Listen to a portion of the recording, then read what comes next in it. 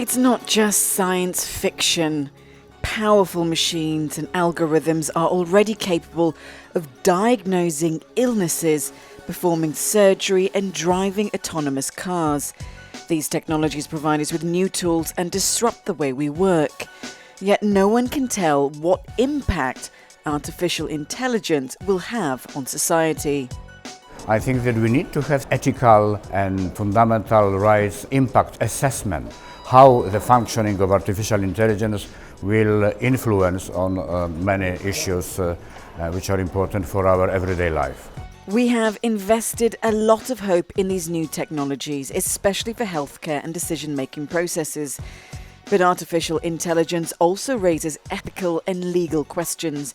For instance, could the development of new AI applications be a threat to human rights? Should individuals have to go through facial recognition or affect recognition when an AI can recognize or predict your emotional state in a job interview? So I would agree that right now we need to do more of the work of understanding what is going on before we create regulation and policy.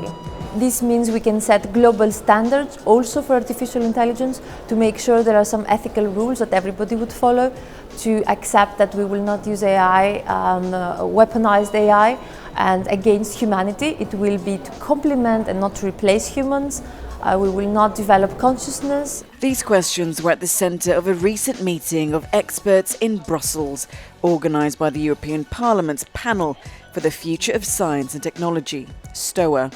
The gathering shed light on proven cases of human rights violations by AI and highlighted potential responses to risks. For example, ethics frameworks, regulatory oversight and legal safeguards could help us to avoid the misuse of artificial intelligence.